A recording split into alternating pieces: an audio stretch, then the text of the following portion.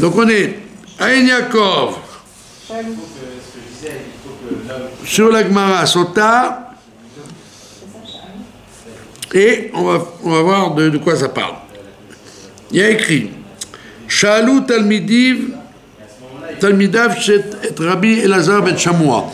Rabbi Elazar ben Shamoua, c'est un des 5, rappelez, qui a été récupéré par Rabbi Akiva après la catastrophe de 24 000 morts. D'accord? Et un de ses 5 élèves, il s'appelait Rabbi Elazar ben Shamoua. C'est lui qui dit que le kavod de ton travers soit aussi important que le tien. Il y avait beaucoup d'Avat Israël, c'est pour ça qu'il a été épargné par la mort des 24 000 élèves. Et ils lui ont posé une question. Il a vécu très longtemps, surtout à l'époque c'était rare de vivre presque centenaire, c'était rare, donc ils lui ont posé la question. Bamé erachta yamim. Pour quelle raison as-tu vécu si longtemps? Alors s'il avait été tunisien, il aurait fait tout. Quand il n'avait pas peur du mauvais œil, il aurait répondu. Il aurait dû. Bamé parce qu'il y a un point à l'intérieur, ou Bama. Ou Bama ou Bamé. On peut dire Bamé ou Bama. Ouais, bravo. On peut dire Bamé Ratayamim. Donc, pour quelle raison as-tu allongé tes jours? Amar Lahem, il a répondu. C'est ses élèves qui ont posé la question. Donc, quand on est dans la Torah, on n'a pas peur du mauvais œil et on répond franchement aux choses. Non? Pas comme les gens. Vous avez des gens, ils ont plein d'enfants avec eux, alors. Ils disent bon Hachem! Bon Hachem, combien vous avez d'enfants? Ils ne veulent pas dire le chiffre. Qu'est-ce qu'il a dit? J'en ai 11, Bliaïna, merci mon Dieu. Il y en a, il m'a dit encore un, je suis Yaakov Avinu. Alors on a compris qu'il avait 11. C'est bien. Alors il a répondu Miyamai, toute ma vie, lo asiti kapandaria bevet knesset. Toute ma vie, je ne me suis jamais servi de la Bet Knesset pour faire un raccourci. D'accord? Par exemple ici, voilà. Voilà. Vous voulez, au lieu de faire le tour, vous passez par la synagogue, par cette porte-là, pour sortir par l'autre porte. Ou l'inverse. Ça s'appelle Kapandaria. Ça vient du latin. C'est un raccourci en latin. D'accord? Pourquoi? Parce que la Gemara, elle dit, celui qui veut rallonger ses jours, enfin, quand on va à la synagogue, au Beth Midrash, à la Shul, le compteur s'arrête. Le compteur s'arrête là. C'est comme si votre vie ne continue pas, quoi. Donc vous rallongez votre vie comme on se rallonge les jours quand on est à la Shul. Si quelqu'un devait vivre 50 ans, s'il reste des heures à la Shul, tac, le compteur s'arrête. Même Shabbat et les fêtes? Pour les femmes aussi, hein? Shabbat, fête, chaque fois que vous venez pour les femmes aussi? Tout le monde, oui. Parce que c'est des endroits où on attrape la vie. La vie de la Tfila, la vie de la Torah. Donc on se rajoute la vie. Donc les gens c'est pour ça que les piliers, ce qu'on appelait les piliers de synagogue, en général, ils vivent longtemps, quoi. Là, il y a un gabaï d'une synagogue très connue en face. Il est mort hier, il avait quand même 94 ans. Hein. D'accord? Donc ça a un principe, que ça rallonge les jours. Donc, lui, il a dit, voilà, par contre, si tu te sers de la choule comme raccourci, là, tu te raccourcis les jours. Comme raccourci? Parce que tu utilises la synagogue comme un truc rôle pour éviter de faire le tour. Par exemple, quand tu vas pour aller aux toilettes là-bas. Non, pas aller aux toilettes. Au lieu de... Tu es de l'autre côté de la rue. Tu as besoin de passer. Au lieu de faire le tour, tu dis, bah tiens, je vais rentrer par là, je rentre par là. Pour passer dedans, rien que pour passer le Voilà, se servir de la synagogue comme raccourci. Alors il dit, voilà, moi je vous annonce que c'est grâce à ça que c'est une des raisons pour lesquelles j'ai rallongé mes jours. Parce que je ne me suis pas servi de la synagogue comme raccourci. Deuxièmement, je n'ai vélo passati al raché am kodesh. Et je n'ai pas non plus marché sur les gens. Comment c'était? Quand, à l'époque, les gens étudiaient par terre. C'est relativement récent, la table d'études. C'est venu en Europe, récemment. Mais au temps du moyen, jusqu'à très tard, les gens étudiaient par terre sur des tapis, quoi. Ils s'asseyaient en tailleur, comme on voit la photo de Rabbi Yaakov à Bouchatzeravi, il est en tailleur. Donc les gens, ils étaient assis en tailleur. Donc quand le Rav rentrait, il était obligé de passer sur les têtes des gens pour aller s'asseoir à sa place. Et lui, il dit, moi, je n'ai jamais fait ça. Je me suis jamais servi des gens en leur passant dessus.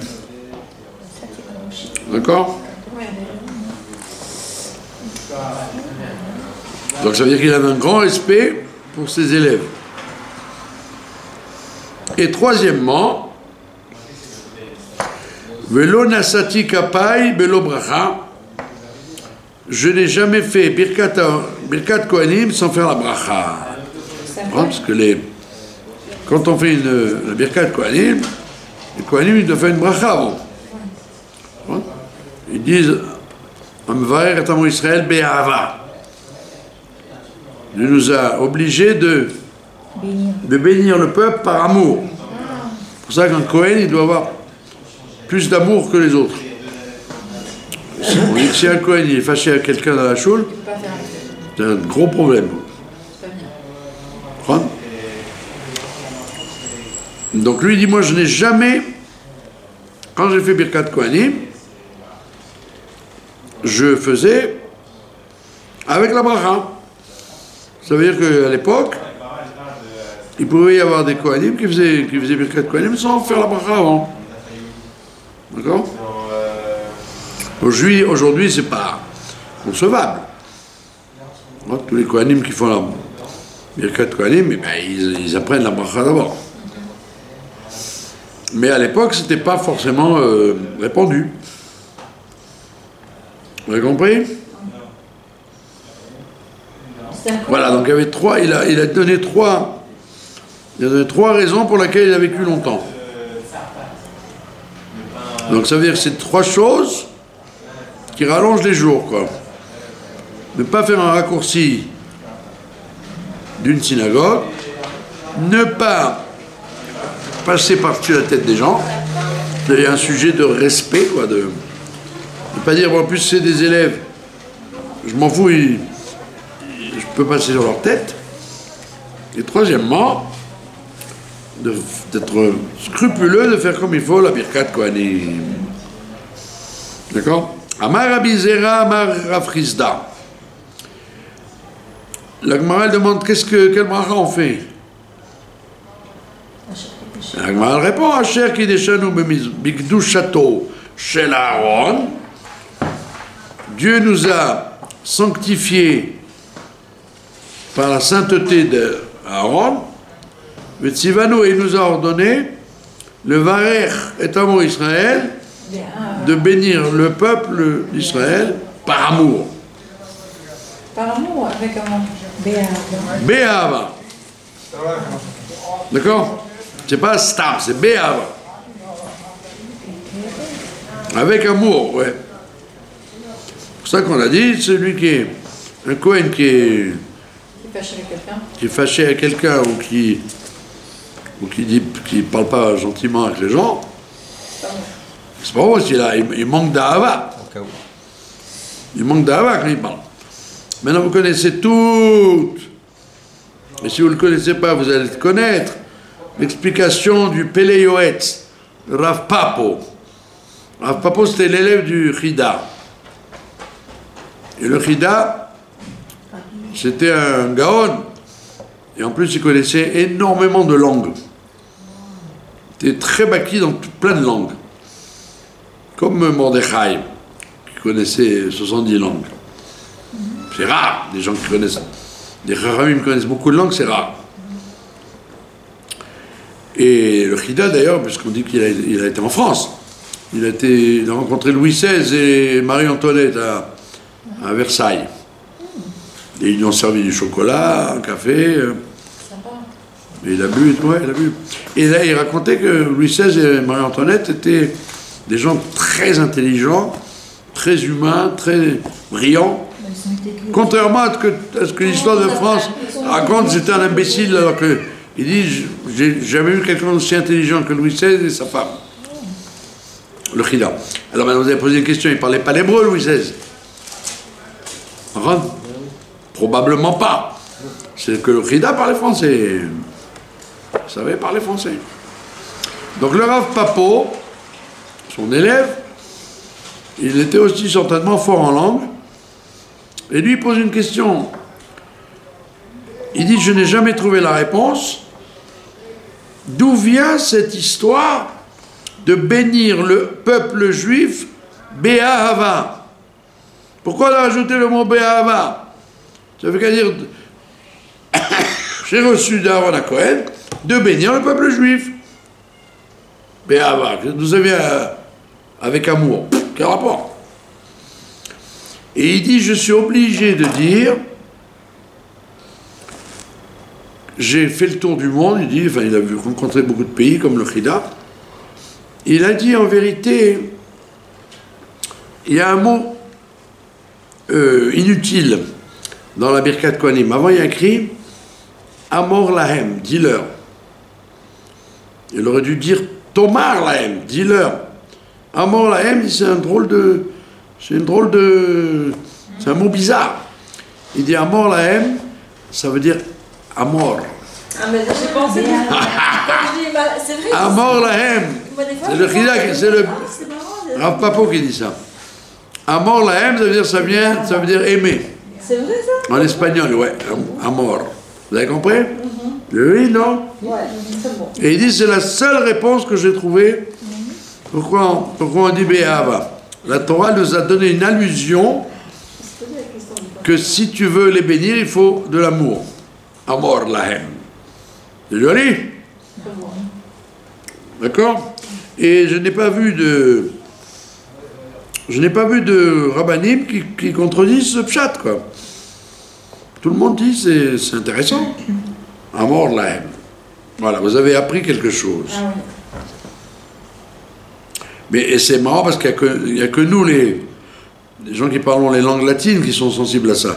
Parce que les autres, les Russes ou les Américains. Ou les Israéliens, même Israéliens, Américains, ça ne marche pas, à mort. Joli? Voilà. Et ça, vous allez dire, attends, mais d'où il a trouvé ça? En vérité, c'est pas un problème, parce qu'on voit que dans la Torah, Rashi le ramène, la Gemara le ramène, on trouve des mots de grec, des mots de latin, des mots de perse, des mots de toutes les langues. Il n'y a pas que de l'hébreu, enfin le Tanakh, la tradition juive ne comporte pas que des mots. Il y a des Israéliens qui font la guerre pour hébraïser la langue, pour éviter de dire des mots goy, quoi. Il y a toute une guerre là-dessus.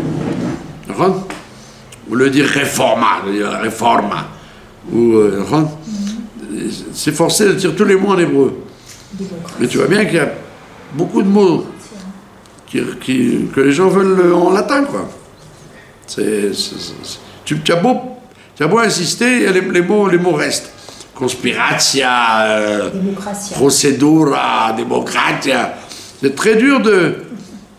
Parce qu'il y a des mots qui deviennent internationaux, en fait. Qui sont employés dans toutes les langues. D'accord? Et donc, le Rav Papo, il dit, ben, il n'y a rien d'étonnant à ce que la Torah ait utilisé un mot d'origine latine, espagnol ou français, pour parler de ça. Amor lahem. Voilà. Qui akar kar'e le mesak mayomer. Et quand le Kohen il déracine ses pieds, et quand il a fini la Birkat Kohanim, qu'est-ce qu'il doit dire? Eh bien, il doit dire Yeratson mifanecha, Hashem Elokeinu, Shete brachazo, que cette bénédiction que je viens de faire, Shetzivitanu, que tu nous as ordonné, les Varer et Amcha Israël, de bénir ton peuple, Lo Yeheba Mirchol Ve'avon, qu'il n'y ait pas d'obstacle et d'empêchement dans cette bracha. Parce que là, la bracha, elle est faite par des hommes. Comme j'ai expliqué Shabbat, dans ma dracha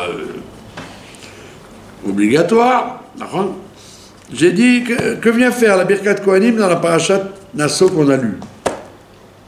Qu'est-ce qu'elle vient faire Birkat Kohanim au milieu de tout ça? D'accord? Alors j'ai expliqué que la parashat Nasso, on la lit toujours à Shavuot.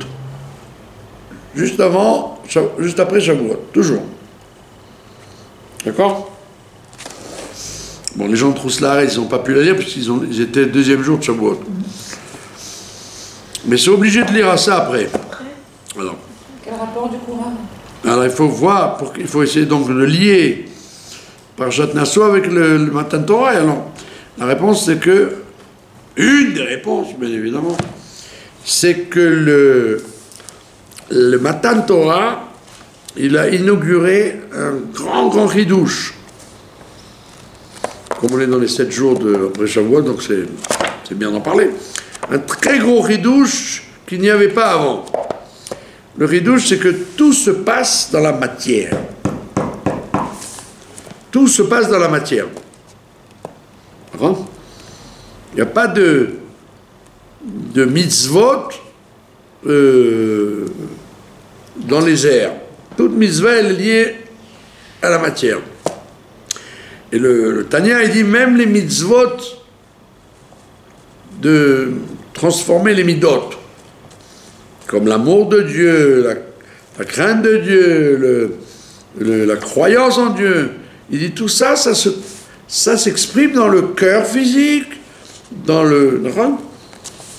quand on aime, le cœur bat différemment que quand on a de la haine. Et la preuve, quand on est en colère, le cœur bat plus fort. Quand on est triste, le cœur bat moins fort, c'est très dangereux. Donc on voit bien que même les mitzvot, ce qu'on appelle chovot alevavot, les devoirs des cœurs, elles ont un rapport avec le physique. Donc toute mitzvah est liée avec le monde matériel. Une mitzvah qui n'est pas liée avec le monde matériel, c'est pas une mitzvah. C'est une kavana, c'est ce que tu veux, c'est pas une mitzvah. Donc ça veut dire que tout doit être traduit dans la réalité existentielle. Donc le bon Dieu, il a dit, eh ben, même quand je bénis mon peuple, je veux que ça passe par un cli. Il faut qu'il y ait un cli. Qui c'est le cli? Les Kohanim. Je prends des gens et je leur dis, vous allez être le passage par lequel ma bracha va arriver. Comme la matzah, tu prends des céréales. Tu ne peux pas inventer. Moi, je ne mange pas de matzah. Je pense à la libération d'Égypte. Non, monsieur, tu dois manger la matzah, concrètement, avec tes dents.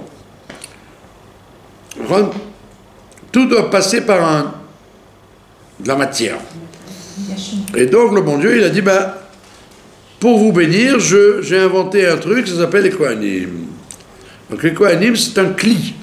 Ils ont été vexés d'ailleurs, les Kohanim, parce que parce qu'il y a plein de Kohanim ici. Ils étaient au moins un minyan.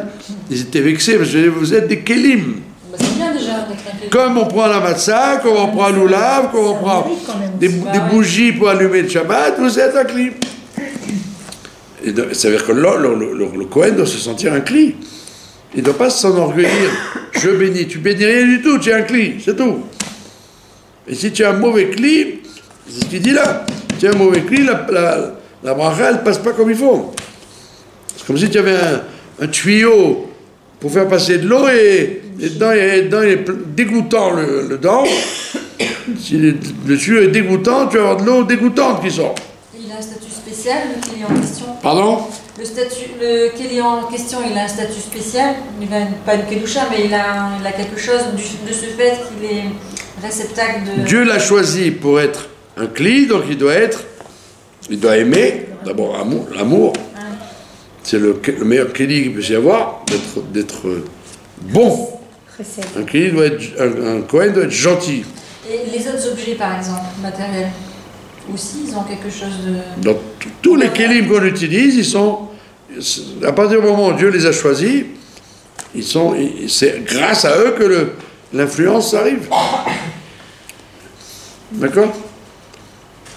Je ne veux pas vous vexer, mesdames, mais on dit la femme, c'est le kli que l'homme est obligé d'avoir pour établir le mariage. Je trouve que ça mérite. Ben, peu importe. Donc, on le voit comme un bien, comme un pas bien, peu importe. En tous les cas, c'est un instrument. Donc, c'est... Bien sûr, si vous le voyez comme un mérite, elle vaille. Comme un enfant. Un enfant, je lui apprends la Torah ou un métier, il est un kli pour que je lui enseigne ça. Donc c'est pas insultant d'être un kli. Au contraire, c'est un compliment. Si Dieu a choisi ça plutôt que ça, c'est que c'est bien. D'accord? C'est pas du tout insultant d'être un kli. C'est une hiérarchie, c'est tout. Pardon?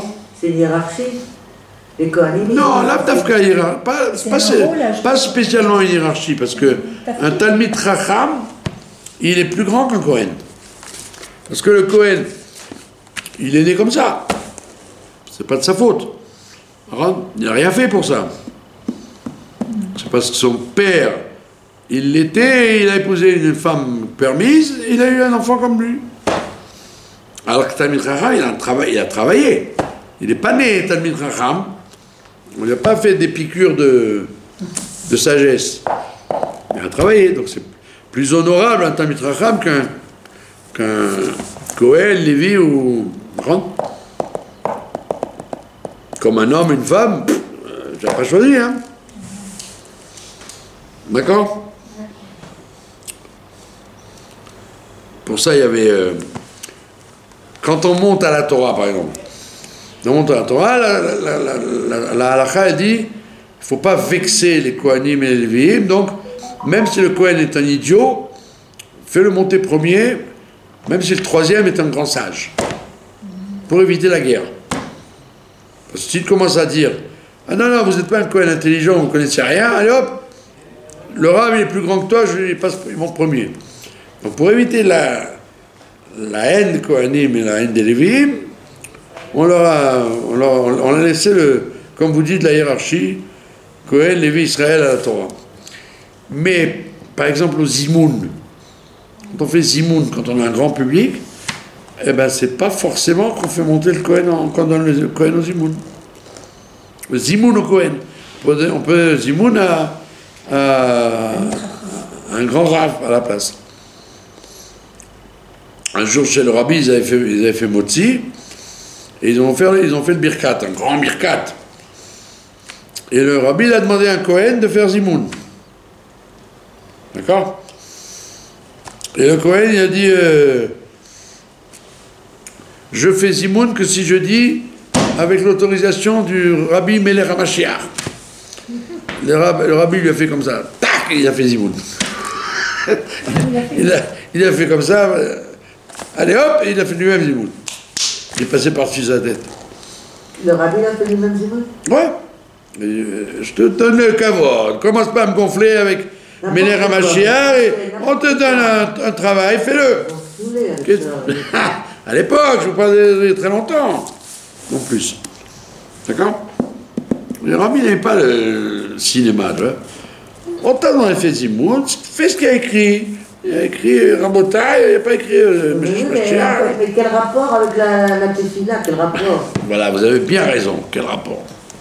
Donc le Bekitsour, le Kohen, il faisait une bracha, une fois qu'il a fini, il disait que Dieu fasse que ce que je viens de faire n'amène pas d'obstacle.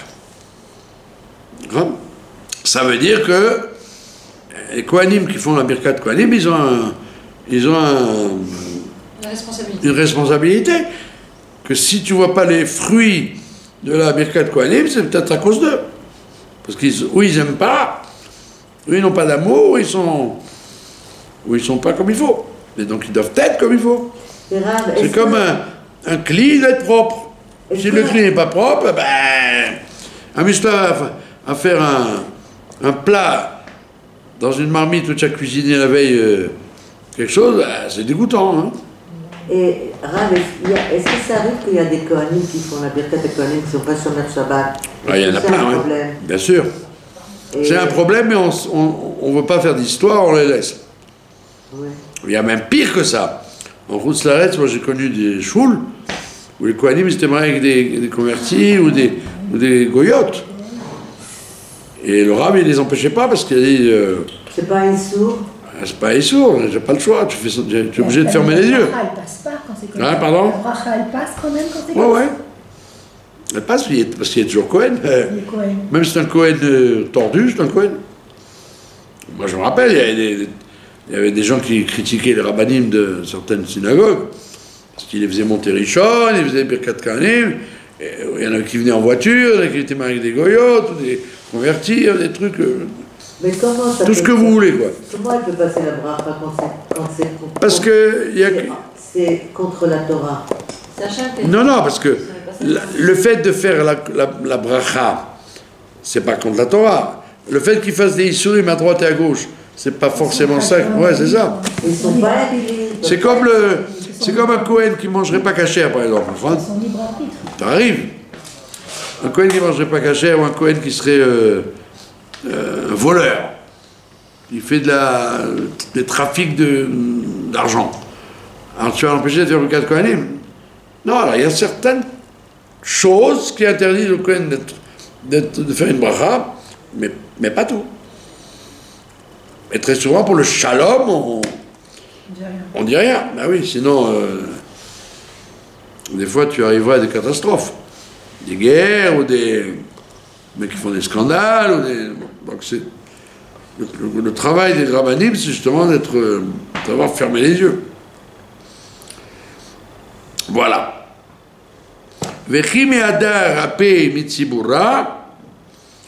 quand il tournait la tête vers le tzibur, parce que au début il donne vis-à-vis au public, mais après il se tourne.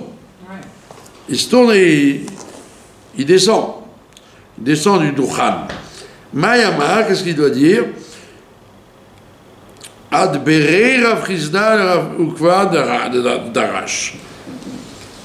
Ribono shel olam.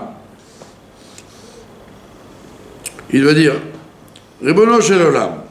Asinu ma shegazarta alenu. Nous avons fait ce que tu nous as décrété. Aseimanu. Toi tu dois faire avec nous Ma shiftartanu, ce que tu nous as promis. Qu'est-ce que tu nous as promis? Ce qui est écrit dans la paracha de Dvarim là-bas, Ashkifa mimeon kotshecha, regarde-nous d'en haut et des cieux. Ashkifa, ça veut dire regarde d'un bon œil. Ashkifa, c'est rare, ça veut dire quelque chose de bien. Les ashkif, ça veut dire espionner. Mais là-bas, c'est un passouk qui dit justement, Ashkifa, c'est d'un bon œil. Regarde-nous d'un bon œil de ton Maon Kotshecha, de ton saint, de ta sainte résidence. Amar Afrizda, En HaKohanim Rachaim Lakof Kishrei Zbotehem. Les Kohanim n'ont pas le droit de fermer les doigts tant qu'ils n'ont pas tourné la tête. Les Kohanim doivent faire, il y a écrit dans la parashat Shmini, que Aaron il a soulevé et Yadav, et c'est écrit dans la Torah Yado, écrit Yud Dalet Vav, on doit dire Yadav. Et de là on apprend que les Kohanim, ils doivent rejoindre les mains et faire de deux mains une main. Comme il y a, chaque main a cinq doigts, alors ils recollent les doigts et ils font comme s'ils avaient 5 doubles doigts. Vous avez compris? Et alors la Kabbalah elle explique que, effectivement, le Kohen, dans le Shefa divin, il y a un Shefa, une abondance qui vient du côté droit, c'est du Chesed, mais il y a un côté gauche de rigueur, d'amener des rigueurs sur terre, prendre des dîmes. Il y a deux côtés quand Dieu y donne. C'est pour ça qu'on dit, c'est pour ça qu'on dit qu'il faut donner toujours la main droite. Il faut toujours utiliser le bras droit. Donc du coup, c'est pour ça qu'ils font. Comme il dit le Passouk, tu dois rapprocher les gens avec la main droite et les éloigner avec la main gauche. Ça veut dire, la dureté, tu dois la mettre au ralenti. Et la bonté, tu dois la mettre en grand. C'est pour ça que la Gemara dit d'ailleurs ici dans Sota, les femmes et les enfants, il faut les traiter avec la main droite en largesse et la main gauche de façon mineure. C'est pas être trop dur, ni avec les enfants, ni avec les femmes. Parce qu'ils sont très sensibles. D'accord? Donc on voit bien que la main gauche, elle représente les rigueurs.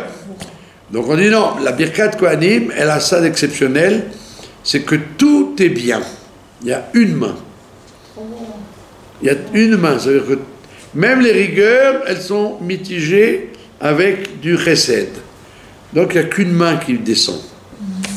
Une main, même les rigueurs, Dieu va les adoucir quand il s'agit de Birkat Kohanim. Vous avez compris? Parce qu'on voit bien que quand on se marie, on casse un verre pour atténuer les rigueurs des accusations qu'il peut y avoir sur le mariage. Alors on casse un verre pour pas que ce soit trop joyeux. Aujourd'hui c'est un peu rigolo parce qu'on casse un verre de 3 shekels. À l'époque, quand Rav il a fait ça dans la Gemara, il a cassé un énorme vase de cristal. Donc tout le monde a eu ah. Mais nous on plaisante aujourd'hui, on achète un verre à 3 shekels et on le casse, donc c'est pas tellement une grande tristesse quoi. On n'a pas perdu grand chose. Donc quand on fait une fête, il y a toujours, on casse les rigueurs, on casse la matzah de Pessah, on secoue les 5 haravot de Rosh Hashanah, d'accord. La Chassidut, elle dit qu'au mariage, c'est bien que les parents y pleurent sur la roupa. Vous connaissez ça? Ouais. C'est bien que les parents y pleurent sur la roupa pour enlever les rigueurs. Le mauvais œil et les accusations. Ouais, moi j'ai cru au début qu'ils étaient émus. Après quand j'ai lu que la Chassidut, elle dit ça, j'ai dit ah, c'est des pleurs trafiqués, quoi. Des parents qui pleurent exprès pour... D'accord? Donc on voit bien qu'il y a un sujet que quand il y a une chose qui vient sur terre, il y a des risques d'accusation, il y a donc des rigueurs avec. Et donc on te dit, non, Birkat Kohanim, ça échappe à ces règles-là. La Birkat Kohanim, il n'y a que du bien qui sort. pour ça que le Kohen, il doit être parfait. Et c'est pour ça qu'il te dit, il doit replier ses doigts que quand il a fini la bracha. D'accord? Maintenant, c'est pour ça qu'on dit que... Et pourquoi les gens ils se mettent sur le talit? Les gens ils ne regardent pas la Birkat Kohanim, ils ne regardent pas les Kohanim. Parce qu'on dit qu'il y a du feu qui sort des doigts et il ne faut pas regarder. C'est du feu aveuglant, quoi. C'est la Shrina. Il y avait une histoire dans quelqu'un. À un certain âge, il est devenu aveugle. Il est devenu aveugle. Il a été voir tous les ophtalmos du monde. Ils n'ont rien trouvé. Comment? Les yeux sont normaux, vous n'avez rien, et qu'est-ce qui se passe? Il a été voir un rave. À l'époque, le rave lui a dit, dis-moi, est-ce que tu as assisté plusieurs fois à Birkat Kohanim? Il a dit, oui, bien sûr. Il dit comme je me moquais de ça, je regardais exprès les Kohanim, les mains des Kohanim. Il dit, ben voilà, tu es devenu aveugle. C'est pour ça qu'il ne faut pas regarder les mains. Alors il y a les Kohanim, il y a des communautés où les Kohanim ils se couvrent les mains, pour pas qu'on voit leurs doigts. Mais comme il y a des communautés qui ne le font pas, alors les publics, les enfants par exemple, ils se mettent sous le talit des parents. À l'origine, c'est pour ne pas voir les Kohanim. Mais nous, avec la mairie de ça, on les voit pas. Eh ben voilà, ben tant mieux. C'est pas bien de regarder. D'accord? Ou alors tu regardes les pieds. Et des fois, quand tu regardes les pieds, il y a des trous dans les chaussettes, alors c'est pas très beau. Voilà. Amar Rabbi Zera. Amar Rav Chisda. En akore rachai likrot kohanim. Celui qui appelle, il ne doit pas appeler kohanim. Ad sheichle amen mi pi hatzibur, tant que le public n'a pas terminé de répondre amen. D'accord? Parce qu'il y a des chazanim, ils font n'importe quoi, ils entament la yevarechecha alors que les gens n'ont pas répondu amen à la bracha de kohanim. Donc il faut attendre que tout le public réponde et commencer. Et les Kohanim n'ont pas le droit de commencer non plus. Tant que le lecteur n'a pas commencé à crier et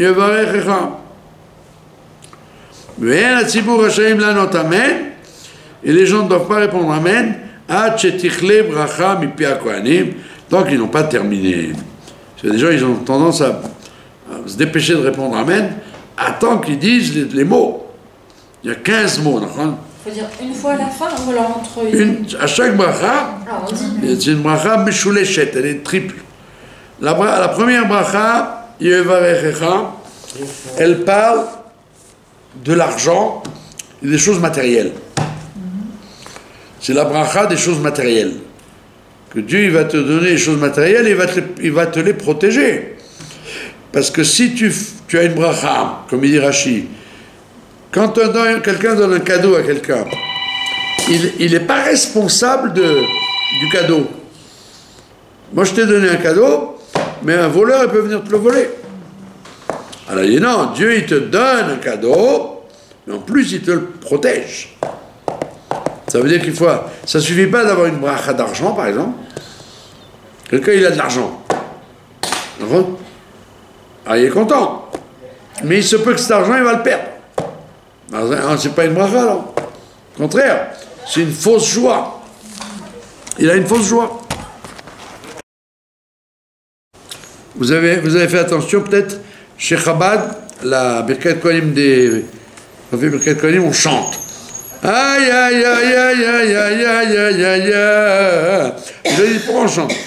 Pourquoi faire tu chantes? Parce que Birkat Kohanim, c'est le moment que les Chachamim ils ont choisi pour interpréter les rêves. Ouais, si vous avez fait un rêve, vous avez fait un rêve, vous ne savez pas de quoi il parle. Vous êtes incapable de décrypter le le message du rêve. Alors, on chante pour que les gens puissent dire le texte. En disant, si jamais, si j'ai fait des rêves et je ne sais pas qu'est-ce qu'ils veulent dire, alors je ne veux pas te troubler parce que des fois ça te dérange. Alors tu dis le texte, et si c'est un mauvais rêve, alors fais-moi comme Yosef, de transformer en bien, comme les rêves d'Elisha, les rêves dans le Tanakh, qui n'ont pas été décryptés, transforme-les de klala en bracha, comme tu as fait avec les malédictions de Bilam. Donc pour que les gens puissent dire ce texte, alors on chante aïe aïe aïe aïe aïe aïe aïe aïe aïe aïe, pendant que les gens ils chantent, toi tu lis le texte. Et quand le Kohen il dit, tu t'arrêtes de parler. Le texte, c'est un texte personnel? Non, c'est un texte écrit dans le Sidour. Ah ouais? Ça s'appelle Atavat Chalom, ça s'appelle. Ça s'appelle... On les fait, ça pendant Sukkot ou... Oui, parce qu'en Chutz La'aretz, ils ne font Birkat Kohanim que pendant les fêtes. D'accord? Ils font pas de la Sfila? Non. En Chutz La'aretz, il n'y a que certaines communautés séfarades qui font Birkat Kohanim tous les jours. Sinon, la plupart des communautés ne font pas. Mais en Israël, le rove des communautés ont pris sur elle la Birkat Kohanim tous les jours. Donc qu'est-ce que tu fais? Ou tu le fais avant, c'est un rêve qui te trouble, ou tu le fais après. Mais il faut le faire. Et un Kohen, il m'a dit, moi comment je fais pour les rêves que je fais? Et puis j'ai dit, tu n'as qu'à rêver des bonnes choses. D'accord? Bon, il y en a qui ont qui s'inquiètent de leurs rêves. Vous avez compris? Voilà. Alors donc la première bracha, donc on a dit, c'était la bracha matérielle pour l'argent, la santé, tout ce qu'il y a de matériel. Yevarech Hashem, veishmerecha, Dieu te bénira et te protégera ça. Parce que c'est rien d'avoir une bracha si tu la perds. C'est une catastrophe qui fait perdre ta richesse. La deuxième bracha, Yaher Hashem, c'est la bracha de la transformation des midot. Que les midot se transforment en bien. Pour moi, ça. Yaher Hashem, que Dieu éclaire. Faut que je travaille. Pardon? Faut que je travaille. C'est ça. Que Dieu t'éclaire. Dieu t'éclaire, ça veut dire que Dieu éclaire ton cœur de transformer tes mauvais instincts en bon instinct. Amen. Donc il faut une bracha pour ça, c'est pas évident. Hein. Parce qu'il y a des gens, par exemple, comme disait comme disait une dame, il est méchant dans l'âme. Il y a des gens qui sont méchants dans l'âme. Et il y a des gens qui ont un mauvais fond. Oui, ils sont méchants, mesquins, mauvaise langue, haineux. Et ils ont beau se travailler, ça bouge très peu. Alors, grâce à la Birkat Kohanim, quand tu sais de quoi tu parles, évidemment, ça va t'aider à nettoyer le mauvais côté qui est en toi. Amen. Et la dernière, Issa Hashem Panav Elecha, ça c'est pour avoir un Chabad éclairé. Ça veut dire avoir le cerveau droit. C'est pas Hirat Shama, la Hirat? Non, Hira c'est le deuxième. La Hira et la Hava c'est Yaher Hashem. C'est la deuxième bracha. Issa Hashem, ça veut dire avoir un cerveau ouvert, éclairé, avoir juste. Dat. Hein? Dat. Quoi? Da'at.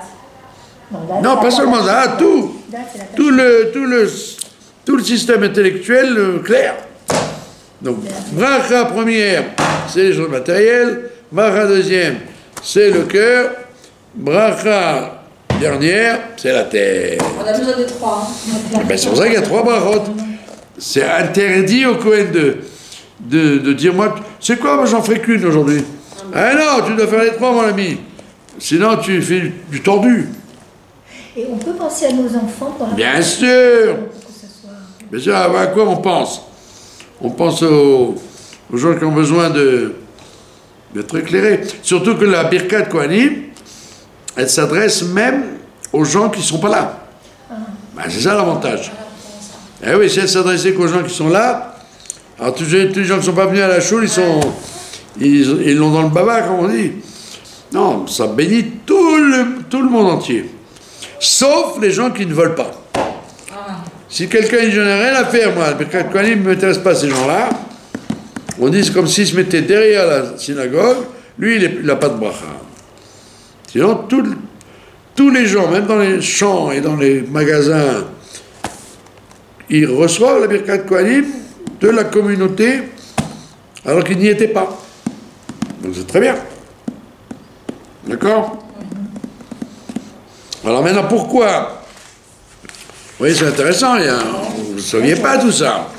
Maintenant, pourquoi il y a un phénomène bizarre? C'est qu'en Chutz La'aretz,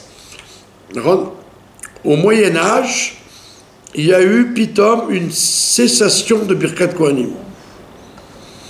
Il y a plusieurs raisons qui sont données à ça. Il y en a qui disent, parce que, comme la vie est dure, la vie était dure en Chutz La'aretz, avec les goïms qui nous embêtaient, la parnassa et les maladies, etc. Donc, les Kohanim n'avaient pas le cœur. Donc, ils ont arrêté. Et les Ravanim les ont laissés faire. Donc, il y a une espèce de xéra qu'on a arrêté de faire Birkat Kohanim, sauf pour les fêtes, parce qu'il n'y a pas le choix. Il y a une autre... Alors, ici en Israël, il y avait une chita. Par exemple, les Marocains, ils ne font pas la Birkat Kohanim quand ils ne sont pas mariés. Sinon, ils ne sont pas mariés, ils ont des mauvaises pensées, ils ne sont pas purs, donc, pas de Birkat Kohanim. Je me rappelle, il y avait des Marocains qui venaient prier ici. Dès qu'il y avait Birkat Kohanim, ils sortaient. Alors je leur ai dit, mais pourquoi vous sortez? Mais on n'est pas mariés, donc on ne fait pas. Des Kohanim non mariés? Des Kohanim pas mariés. Chez les Marocains, c'est comme ça. Bekitsour, il y a une autre chita, c'était que les Kohanim doivent aller au mikvé avant de faire la bracha. Et Rabbi Yosef Karo, quand il est arrivé ici, il a dit, c'est quoi cette histoire? On va annuler une mitzvah de la Torah très importante, parce qu'ils ne vont pas au mikvé, il n'y a pas de mikvé. Tant pis, on annule le mikvé, il faut faire Birkat Kohanim. Donc il a réinstauré, c'est Rabbi Yosef Karo qui a réinstauré Birkat Kohanim en Israël, alors qu'en Chutz La'aretz, c'était une mitzvah très très diluée, très très négligée. Et comme il l'a instauré, toutes les communautés pratiquement ont pris sur elles le Birkat Kohanim, qu'on n'a pas en Chutz La'aretz. C'est pour ça qu'il y a beaucoup de rabbanim. Le Rav Steinman, quand il est parti en France, il était à Marseille, ben il a été à la synagogue séfarade pour entendre Birkat Kohanim. Il a dit, j'ai pas question que j'aille à une synagogue ashkénaze, il n'y a pas de Birkat Kohanim. Et beaucoup de rabbanim, ils disent, s'il n'y a pas de Birkat Kohanim, ils se sentent mal, quoi. En Israël, on a besoin. On a plus besoin qu'ailleurs de Birkat Kohanim en Israël. La Birkat Kohanim, c'est de Horaïta. Et voilà. Alors maintenant, comment on a su, comment les Chachamim, ils ont su où la mettre exactement dans les temps? Dans la Tfila, ben, ils l'ont mise comme c'était au Beth Amikdash. Beth Amikdash, quand est-ce qu'on faisait Birkat Kohanim? Au moment du sacrifice. Donc au moment où on dit Retsé, on parle de l'avoda, du service. Comme au Beth Amikdash, on faisait Birkat Kohanim le matin, au moment des sacrifices.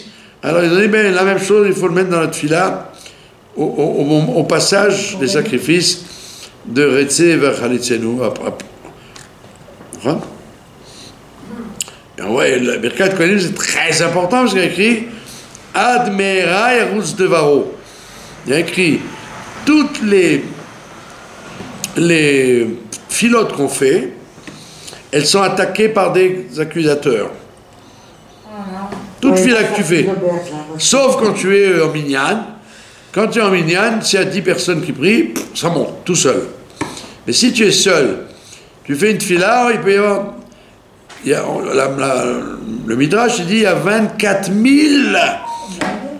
tribunaux qui empêchent la tefila de monter.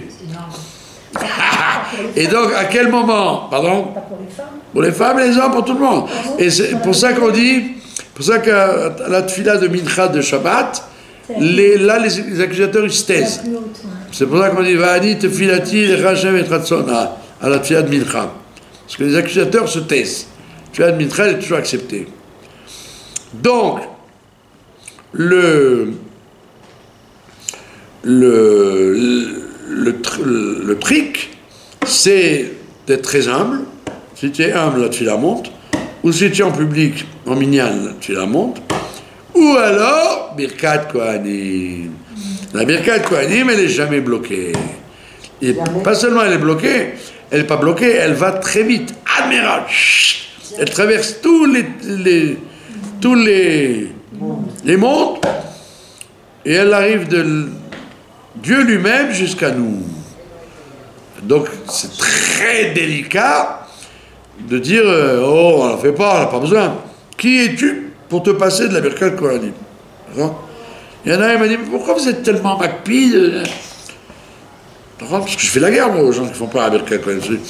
Ici, si quelqu'un ne fait pas la Birkat Kohanim, je ne le fais pas monter Rishon. Devant lui, je dis il n'y a pas de Kohen. En kan Kohen. Il dit ben, je suis Kohen. Non, je n'ai pas monté Birkat Kohanim. Tu ne veux pas payer ton. Tu ne veux pas nous bénir, ben tu n'auras pas le droit de monter premier. Et voilà. Et le rabbi disait toujours à des gens, vous qui avez la chance d'habiter en Eretz Israël où on fait Birkat Kohanim. Donc ça veut dire que c'est une chance. Et quand Chutz La'aretz, c'est un pis-aller quoi. Ils font jamais que ça reste que pour les fêtes. Les Ashkenazim ne font que pour les fêtes et les Sfarad des fois le Shabbat, des fois pas. Même chez Rabat, ils font pas. Bah, chez Rabat d'Afrique, ils vont pas. C'est les plus grands qui vont pas. Voilà, donc Bekitso, vous avez un chiour sur Birkat Kohanim en passant par là. Bah, c'est intéressant, non? C'est magnifique. On a besoin de savoir. Et c'est pour ça. Moi, je pensais qu'il fallait écouter la prière. Jamais j'ai demandé des choses pendant la Birkat Kohanim. Mais ben, bien sûr, il faut vraiment l'écouter avec profondeur. Et bien sûr, il faut être mitkaven d'un besoin qu'on a. Comme j'avais un chaliard qui est venu un jour me voir, mais je ne comprends pas. Les gens, ils vont à Rachel, ils mettent le truc rouge, ils vont à Hebron, nanana, ils vont à Shimon. Mais la base même, la tfila, quand tu pries, avant d'aller demander à Rachel, prie. Pourquoi les gens, ils se reposent sur les phénomènes extérieurs? Dieu, il a instauré la prière. Utilise ce qu'on t'a donné comme moyen d'être répandu. D'accord? Donc, Birkat Kohanim, c'est un truc extrêmement important. Il y a des gens qui, par exemple, ils n'ont pas eu Birkat Kohanim, ils vont ailleurs pour l'entendre. Hein. D'accord? Voilà. Et pourquoi maintenant moi, je me rappelle quand on est à la rue de la Victoire. Moi, j'étais petit, j'allais à la rue de la Victoire jusqu'à très tard. On est à la Victoire. Il y avait le grand rabbin Kaplan, c'était le rabbin de France, c'était un Cohen. Kaplan, c'est Cohen. Alors il venait, ouais. Alors il mettait les huissiers qui avaient le top, ils venaient avec des talitotes, ils remplissaient le talitot, la place où il était, le rabbin Kaplan, et tous les enfants, on se mettait sous son talit, et quand il y avait Birkat Kohanim, ils nous bénissaient tous, et on était marqués par ça, parce que tu as tout une énorme tente de blanc, ouais, moi, je me rappelle, et le rabbin Kaplan qui nous bénissait, avec les Kohanim, quoi, c'était très impressionnant. Ouais, C'est très marquant, la Birkat Kohanim des enfants. C'est très marquant en tant qu'enfant. Et pourquoi les séfarades en Chutz La'aretz, ils se précipitent à Neila à la fin de Kippour, sous les talitotes pour recevoir Birkat Kohanim. C'est très, très marquant. La sortie de Yom Kippour. Voilà, donc il ne faut surtout pas négliger cette mitzvah, parce qu'elle apporte des tas de brachot. Et surtout si c'est des Kohanim comme il faut, alors ça se voit en espèces sonnantes et trébuchantes dans notre vie. Voilà, je vous remercie de votre attention.